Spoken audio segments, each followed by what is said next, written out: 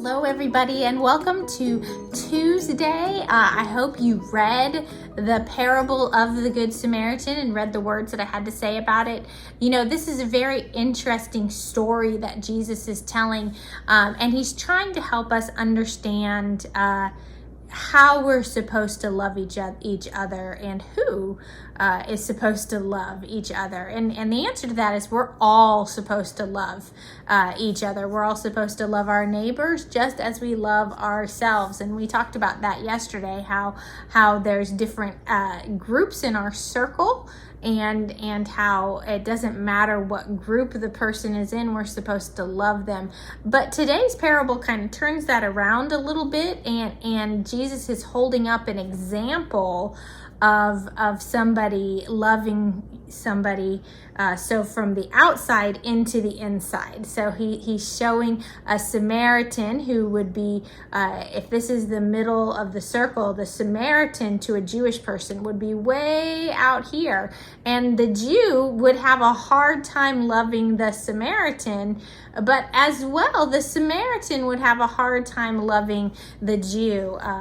It's historically they had difficulties with each other, and the Jews oppressed the Samaritans, and they had a lot of disagreements with each other. And it would be correct to say that the Jews, one of the big reasons that they oppressed the Samaritans was because they felt like they worshiped God in the correct way.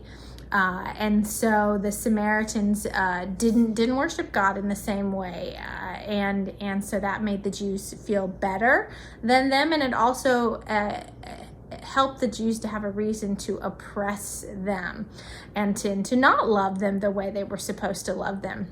But here in this story, we see it kind of turned around, because the person who you would think would love, the priests, the temple assistant, they don't love their fellow Jew, but the Samaritan does. The Samaritan goes above and beyond and loves that Jewish person, who to them probably represented somebody who oppressed them and who did not love them. But that didn't matter to the Samaritan. They went on ahead and loved that person.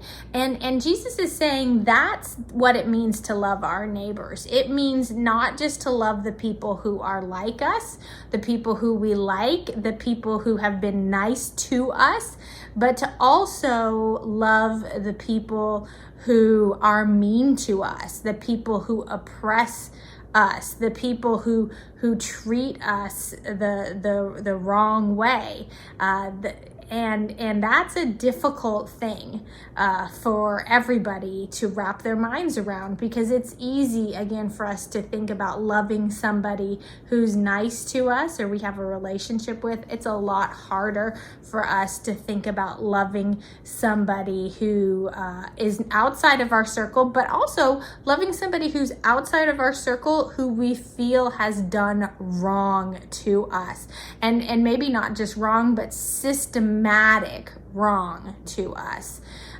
So I want you to think today, and think if you have a situation like that in your life where somebody has systematically wronged you and oppressed you, or if you can think of situations in our world around us where people are being systematically oppressed, and then think about the idea of then those people being the person who you're supposed to love if you feel like you're being oppressed, or an example of that person who you might think of as an other, and maybe even somebody who you have negative feelings about, turning around and having compassion on you. I think we could set up a Republican versus Democrat situation here. If you're a Republican, the Democrat might be the person who you feel like is oppressing you, or the other way around. And imagine if you were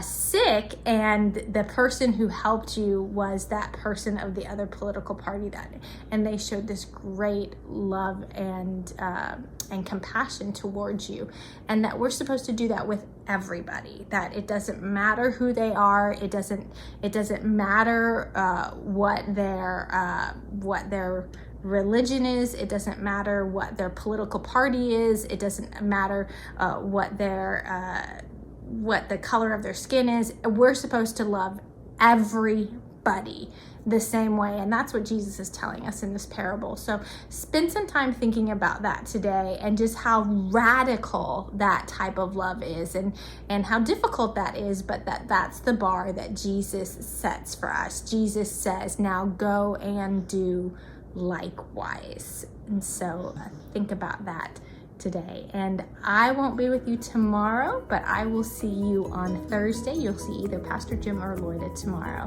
Bye-bye, everybody. Have a wonderful day.